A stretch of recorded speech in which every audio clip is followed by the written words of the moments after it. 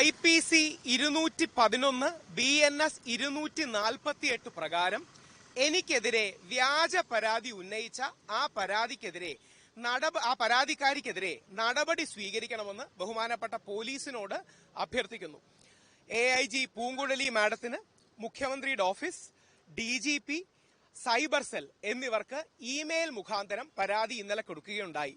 ഇന്നലെ വൈകിട്ട് Thiruvananthapuram cyber police സ്റ്റേഷനിൽ വിളിച്ച് സംസാരിക്കുകയും അവർ പുതിയൊരു ഇമെയിൽ ID തന്നത് പ്രകാരം ആ ഇമെയിൽ IDയിലേക്ക് ഇത് അയക്കുകയും ഇന്ന് രാവിലെ ഞാൻ ഓൾറെഡി ഫോൺ വിളിച്ച് സംസാരിച്ചിരുന്നു.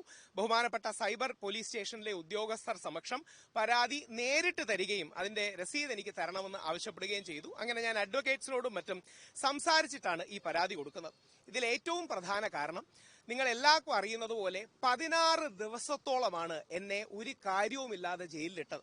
അതിജീവിതയുടെ ഫോട്ടോ ഇട്ടു എന്നും അല്ലെങ്കിൽ ആ പരാതിക്കാരിയുടെ ഐഡന്റിറ്റി ഡിസ്ക്ലോസ് ചെയ്തു എന്നും പറഞ്ഞാണ് ആദ്യം അറസ്റ്റ് ചെയ്തത്. പിന്നീട് അത് രണ്ടും നിൽക്കില്ല എന്ന് കണ്ടുകൊണ്ട് വളരെ വേഗമായൊരു വകുപ്പ് ചുമത്തി അധിക്ഷേപിച്ചു എന്ന് പറഞ്ഞ് ഇടുകയുണ്ടായി. ഇപ്പോൾ അതേ പരാതിക്കാരി വീണ്ടും എനിക്കെതിരെ ഒരു വ്യാജ പരാതി കൊടുത്തിരിക്കുകയാണ്. ഇതിന്റെ ഉദ്ദേശം അവരുടെ ഭർത്താവ് നടത്തിയ വെളിപ്പെടുത്തലിൽ നിന്ന് ശ്രദ്ധ തിരിക്കാനാണ്. ഇതാണ് നിങ്ങൾ ശ്രദ്ധിക്കേണ്ടത്.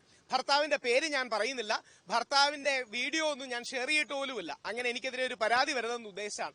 ഇന്നലെ ആ പരാതിക്കാരിയുടെ ഭർത്താവ് രാഹുൽ മാങ്കൂട്ടത്തിനെതിരെ പരാതി പറയുന്ന അവസരത്തിൽ ഈ സ്ത്രീയെക്കുറിച്ചും പല കാര്യങ്ങളും വെളിപ്പെടുത്തിയിരുന്നു. അതിൽ നിന്ന് ശ്രദ്ധ തിരിക്കാനും തനിക്ക് ഭർത്താവുണ്ട് എന്ന വസ്തുത ലോകത്തെ അറിയിച്ചതിനുള്ള പ്രതികാരം എന്നോട് തീർക്കുകയാണ്. അതിന്റെ ജാള്യത മറയ്ക്കാനാണ്.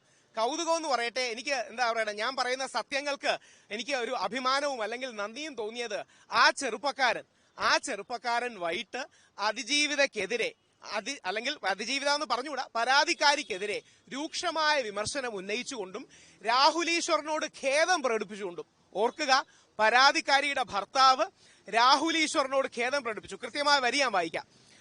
രാഹുൽ ഈശ്വർ തെറ്റൊന്നും ചെയ്തിട്ടില്ല, രാഹുൽ ഈശ്വറിനോട് ഖേദം പ്രകടിപ്പിക്കുന്നു എന്നാണ് ആ ചെറുപ്പക്കാരൻ പറഞ്ഞത്.